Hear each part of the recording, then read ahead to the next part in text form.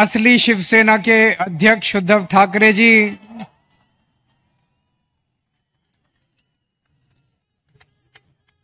असली एनसीपी के अध्यक्ष शरद पवार जी, इंडिया गठबंधन के देश भर से आए हुए सभी सीनियर नेतागण और इतनी भारी संख्या में आए हुए मेरे सभी प्यारे बहनों, भाइयों, माताओं, बुजुर्गों, बच्चों, आप सबको मेरा नमस्कार, सबको मेरा प्रणाम।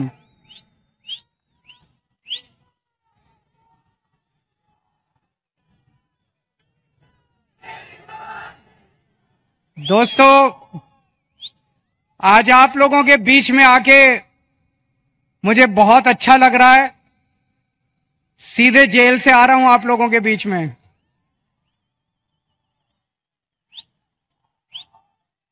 जेल का जवाब दिल्ली से आया हूं, झोली फैला के आपसे भीख मांगने के लिए।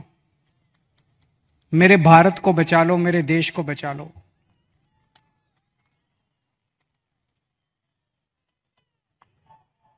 हमारे देश को प्रधानमंत्री जी तानाशाही की तरफ ले जा रहे हैं।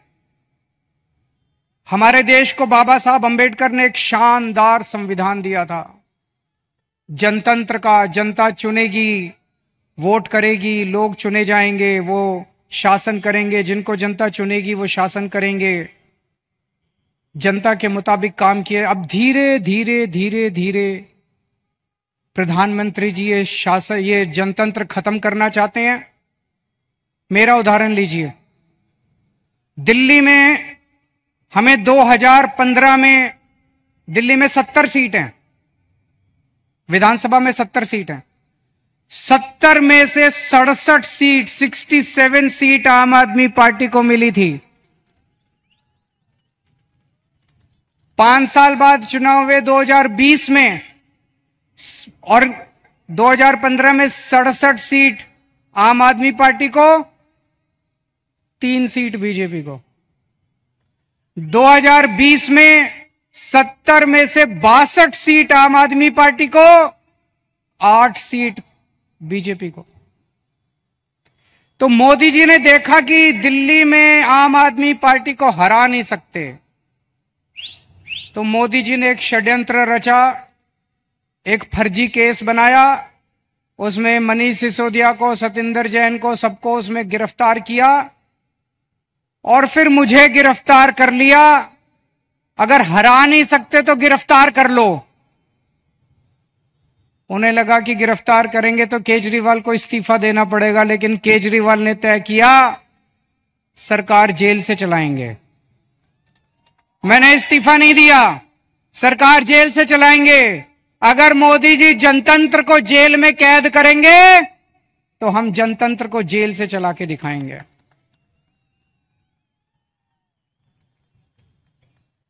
मैं एक बहुत छोटा सा आदमी हूं। हमारी एक छोटी सी पार्टी है, 2 राज्यों में है, पंजाब में, दिल्ली में। मैं सोच रहा था मोदी जी ने मुझे गिरफ्तार क्यों किया। मेरे जैसे छोटे से, वो तो इतने बड़े आदमी हैं, इतना उनके पास साधन है, तमाम उनके पास रिसोर्सेज हैं, मुझे क्यों गिरफ्तार किया।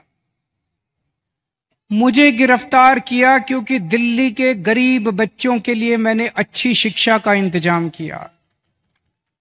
दिल्ली के गरीब बच्चों के लिए मैंने अच्छे सरकारी स्कूल बनाए, शानदार सरकारी स्कूल बनाए। मोदी जी नहीं चाहते कि गरीब बच्चों के लिए अच्छे स्कूल बनाए जाएं, वो इस काम को रोकना चाहते हैं, इसलिए उन्होंने मुझे गिरफ्तार किया। मैंने मान लो 500 स्कूल बनाए। मोदी जी, आपका बड़प्पन तो तब था आप 5000 स्कूल बनाते। आप तो इतने बड़े आदमी हो, आप 5000 स्कूल बनाते, तब आपका बड़प्पन था। आपने केजरीवाल को गिरफ्तार करके स्कूलों का काम रोक दिया दिल्ली के अंदर। मुझे गिरफ्तार इसलिए किया क्योंकि दिल्ली में मैंने इतने सारे मोहल्ला क्लिनिक, गली गली में मोहल्ला क्लिनिक, अस्पताल बनाए शानदार, सबका इलाज मुफ्त कर दिया, दवाइयां, टेस्ट, सब कुछ मुफ्त कर दिया 2.5 करोड़ दिल्ली के लोगों के लिए। मोदी जी ये काम रोकना चाहते हैं, इसलिए मुझे गिरफ्तार किया। और विडंबना देखिए, दिल्ली के लोगों के लिए मैंने सारी दवाइयां मुफ्त कर दी, लेकिन जब मैं तिहाड़ जेल में गया 15 दिन तक मेरी दवाइयां बंद करवा दी मोदी जी ने तिहाड़ जेल के अंदर।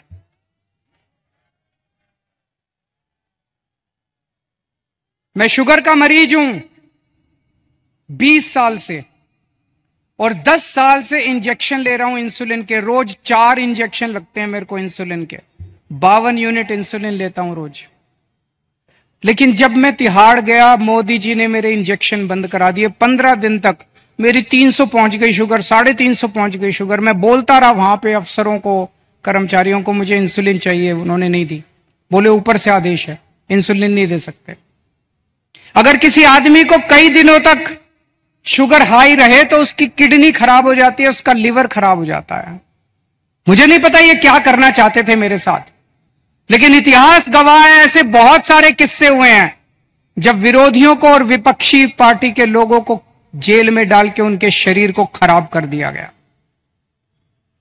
मुझे गिरफ्तार इसलिए किया गया क्योंकि दिल्ली के सभी लोगों की मैंने बिजली मुफ्त कर दी। दिल्ली में लोगों का बिजली का बिल 0 आता है।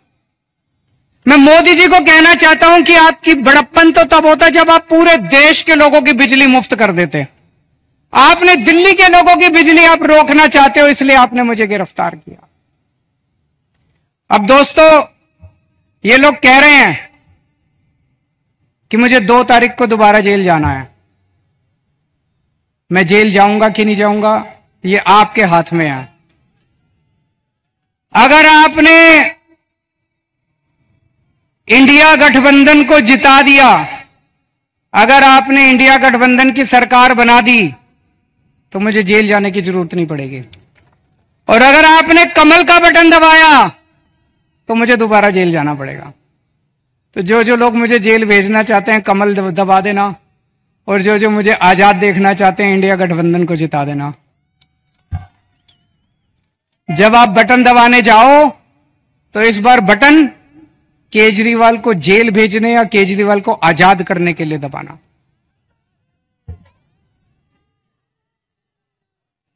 रशिया का नाम सुना है? रशिया, पुतिन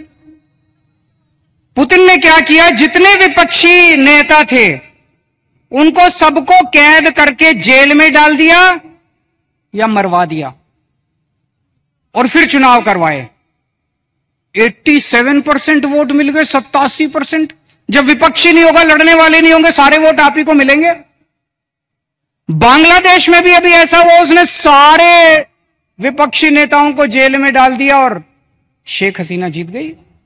पाकिस्तान में भी यही हुआ, इमरान खान को जेल में डाल दिया, उसकी पार्टी छीन ली, उसका सिंबल छीन लिया, जीत गए। अब मोदी जी भी हमारे देश को पाकिस्तान और बांग्लादेश बनाना चाहते हैं। इंडिया गठबंधन भारत देश को दुनिया का नंबर 1 देश बनाना चाहता है। मोदी जी भारत को बांग्लादेश और पाकिस्तान बनाना चाहते हैं। तय आपको करना है कि आप भारत को किस तरफ ले जाना चाहते हो, बांग्लादेश और पाकिस्तान की तरफ, या दुनिया का नंबर 1 देश बनाना है। अब यही काम मोदी जी देश में कर रहे हैं, हमारे देश में, कि सारे विपक्ष को खत्म कर दो। उन्होंने मेरे को गिरफ्तार कर लिया, कांग्रेस का अकाउंट फ्रीज कर दिया। चुनाव के 1 महीना पहले उन्होंने कांग्रेस का अकाउंट फ्रीज कर दिया। अब हमारा अकाउंट फ्रीज करने जा रहे हैं। सुप्रीम कोर्ट के अंदर इनके वकील ने बोला है कि आम आदमी पार्टी का अकाउंट फ्रीज करेंगे। शिवसेना के उन्होंने 2 टुकड़े कर दिए, शिवसेना के 2 टुकड़े कर दिए, एनसीपी के 2 टुकड़े कर दिए, स्टैलिन के कई मंत्रियों को गिरफ्तार कर लिया, ममता दीदी के कई मंत्रियों को गिरफ्तार कर लिया। सारे विपक्ष को तहस नहस करने के बाद मोदी जी कहते हैं आओ चुनाव लड़ते हैं। ये तो कायर लोग कहते हैं ऐसे। अरे मोदी जी, दम में तो आंख में आंख डाल के छाती चौड़ी करके चुनाव की तरह लड़ो ना। सबके अकाउंट फ्रीज कर दिया, सबको जेल में डाल दिया। इस वक्त मोदी जी एक बड़े खतरनाक मिशन पे काम कर रहे हैं। बहुत खतरनाक मिशन है, आपको पता नहीं, अंडरग्राउंड चल रहा है। उस मिशन का नाम है 1 नेशन 1 लीडर। इस देश में वो चाहते हैं मोदी जी एक ही नेता होना चाहिए। उसके लिए वो 2 लेवल पे काम कर रहे हैं। एक लेवल, जितने विपक्ष के नेता हैं एक एक करके सबको जेल में डाल रहे हैं। कईयों को डाल दिया, और अगर वो जीत गए, भगवान ना करे वो जीते, अगर वो जीत गए, मैं आपको चैलेंज करता हूं अगले चुनाव तक ठाकरे साहब भी जेल में होंगे, खड़गे साहब भी जेल में होंगे, राहुल गांधी भी जेल में होंगे, प्रियंका भी जेल में होगी, केजरीवाल तो है ही जेल में, शरद पवार साहब भी जेल में होंगे, ममता जी भी जेल में होंगी, स्टालिन भी जेल में होंगे, पिनराई विजयन भी जेल में होंगे। तो एक उनके लेवल पे काम कर रहे हैं, विपक्ष को सबको जेल में डाल दो, जैसे पुतिन ने, शेख हसीना ने, जैसे पाकिस्तान वालों ने जेल में डाला। और दूसरे लेवल पे उनकी अपनी बीजेपी पार्टी में जितने नेता हैं सबको पैदल कर दिया, सबकी राजनीति खत्म कर दी। देवेंद्र फडणवीस को खत्म कर दिया उन्होंने, शिवराज सिंह चौहान को खत्म कर दिया, वसुंधरा राजे को खत्म कर दिया, डॉक्टर रमन सिंह को खत्म कर दिया, खट्टर साहब को खत्म कर दिया। एक ही बचा है, कौन है? अगला किसका नंबर है? अगला किसका नंबर है? सारा देश जानता है अगला नंबर योगी आदित्यनाथ का है। अगर ये जीत गए तो 2 महीने के अंदर योगी आदित्यनाथ को उत्तर प्रदेश के सीएम पद से हटा देंगे ये लोग। बड़ा खतरनाक, एक ही नेता बचेगा और वो भी बस वही राज करना चाहते हैं। लेकिन एक और चीज है, 2014 में जब मोदी जी प्रधानमंत्री बने थे, उन्होंने एक नियम बनाया बीजेपी के लिए कि जो नेता 75 साल का हो जाएगा बीजेपी में, उसको रिटायर करना पड़ेगा, उसको अपना पद छोड़ना पड़ेगा, उसको टिकट नहीं मिलेगी, और अगर वो किसी पद पे काम कर रहा है तो उसे इस्तीफा देना पड़ेगा। उस रूल के तहत उन्होंने सबसे पहले आडवाणी जी को रिटायर किया, फिर मुरली मनोहर को रिटायर किया, फिर उन्होंने सुमित्रा महाजन को रिटायर किया, फिर उन्होंने यशवंत सिन्हा को रिटायर किया और कई लोगों को रिटायर किया। साल 17 सितंबर को मोदी जी 75 साल के हो रहे हैं।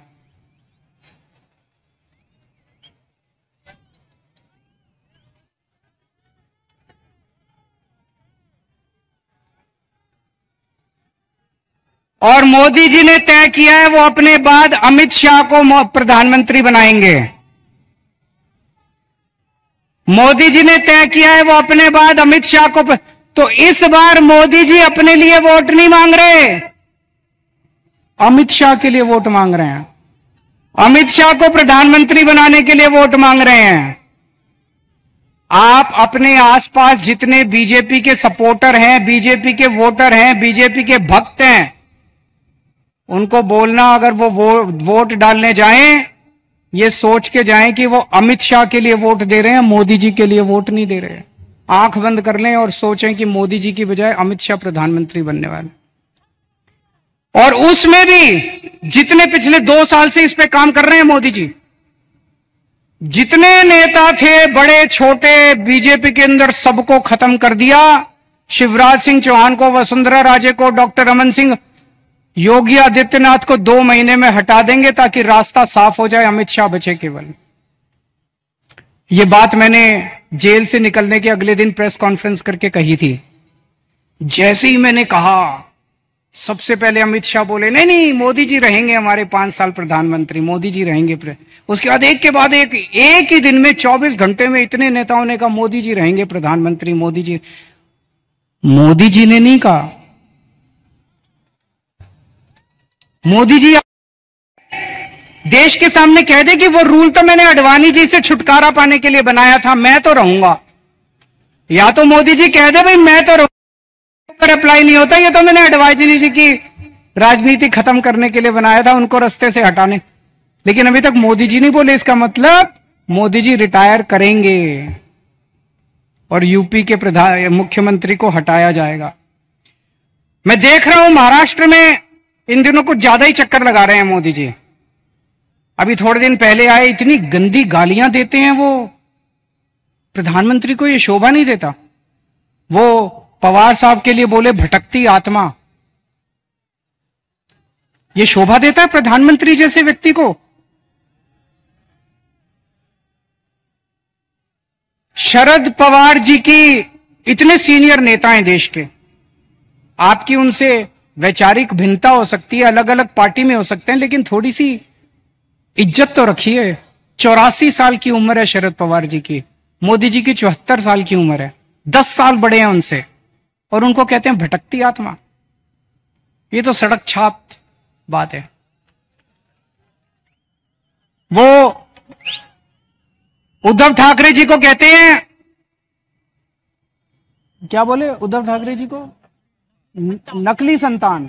उद्धव ठाकरे जी को कहते हैं नकली संतान। ये कोई भाषा है प्रधानमंत्री की?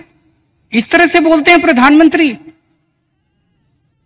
ये शरद पवार की बेइज्जती नहीं है, ये उद्धव ठाकरे की बेइज्जती नहीं है, ये महाराष्ट्र के एक एक व्यक्ति की बेइज्जती है। इस बार जब वोट डालने जाओ तो ऐसा बटन दबाना कि महाराष्ट्र की इज्जत ऊंची हो और महाराष्ट्र की बेइज्जती का बदला लिया जाएगा उसे।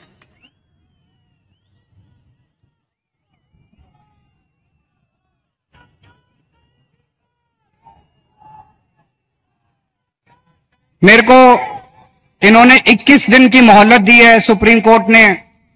मुझे उम्मीद नहीं थी कि मैं जेल से बाहर आऊंगा इतनी जल्दी, लेकिन बजरंगबली की कृपा है मेरे ऊपर। बजरंगबली की कृपा है।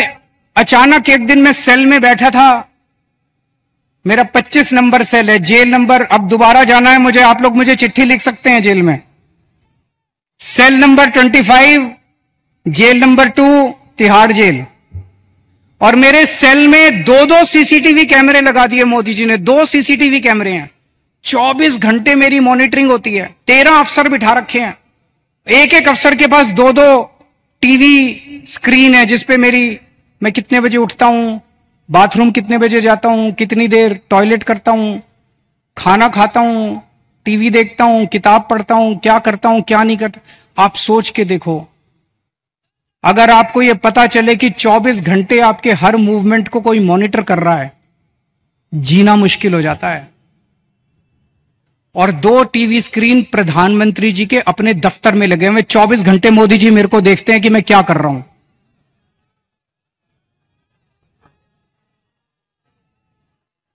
तो एक दिन मैं टीवी देख रहा था, अचानक मुझे पता चला कि सुप्रीम कोर्ट ने मेरे को बेल दे दी। मैं 21 दिन के लिए बाहर आ गया, मुझे बहुत खुशी हुई।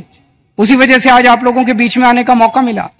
लेकिन मैंने भी ठान लिया है, ये 21 दिन का एक एक सेकंड, एक एक क्षण, एक एक पल मैं देश को बचाने के लिए गुजारूंगा। 24 घंटे काम कर रहा हूं। कल सवेरे लखनऊ गया था, फिर पंजाब गया, आज सवेरे पंजाब में था, आज मैं अभी बॉम्बे आया हूं, अभी भिवंडी गया था, भिवंडी से बॉम्बे आया हूं, अब रात को दिल्ली निकलूंगा। उसके बाद झारखंड जाना है कल या परसों में। पूरे देश में घूम के मेरा एक ही लक्ष्य है, किस तरह से अपनी भारत माता को बचाना है, देश को बचाना है, तानाशाही से बचाना है। दोस्तों, मैं तो आज आपको एक ही चीज बोल के जाऊंगा। जैसा मैंने कहा, अगर इनकी सरकार आ गई तो ये ठाकरे साहब को भी, शरद पवार जी को भी, सबको जेल में डाल देंगे। तो जो करे उद्धव ठाकरे से प्यार, उसे करना होगा मोदी को इंकार। जो करे शरद पवार को प्यार, उसे करना होगा मोदी को इंकार। और अंत में मैं कहना चाहता हूं, इंडिया गठबंधन के यहां पे 3 पार्टनर्स हैं, शिवसेना, एनसीपी और कांग्रेस। मैंने एक वीडियो देखा, मैं बड़ा चिंतित हो गया वो वीडियो देख के सोशल मीडिया पे। एक व्यक्ति ने वोट दे के बाहर निकला, उससे मीडिया वाले ने पूछा किसको वोट दिया? बोला शरद पवार को। बोला कौन से निशान पे? बोला घड़ी के निशान पे। अभी बहुत कंफ्यूजन है लोगों में, इस कंफ्यूजन को दूर करना बहुत जरूरी है। लोग, मैं देख रहा हूं, बड़ी जबरदस्त तरीके से बीजेपी को नकार रहे हैं, लेकिन अगर गलत सिंबल पे वोट डल गया तो बड़ी मुश्किल हो जाएगी। आप सब लोगों की जिम्मेदारी है, जितने लोग आज यहां आए हैं, वापस जाके अपने अपने मोहल्ले में, अपने अपने गांव में, अपने अपने पड़ोस में बोल देना कि असली शिवसेना का सिंबल बदल गया है, असली शिवसेना का सिंबल ये है, मशाल है। ये बताना पड़ेगा सबको, बताना पड़ेगा सबको। और असली एनसीपी का सिंबल जो है वो अब घड़ी नहीं है, वो तुतारी बजाने वाला आदमी है। वो बताना पड़ेगा सबको, हम सबकी जिम्मेदारी है। पार्टी अपना काम कर रही है, लेकिन पार्टी के साथ साथ जनता की भी जिम्मेदारी है। और लास्ट में एक ही चीज कहूंगा, 4 तारीख को जब नतीजे आएंगे, मैं तब तक जेल जा चुका हूंगा, जेल से नतीजे देख रहा हूंगा। पिछली बार 48 में से 42 सीट एनडीए की आई थी, इस बार 48 में से 42 सीट इंडिया गठबंधन की आनी चाहिए।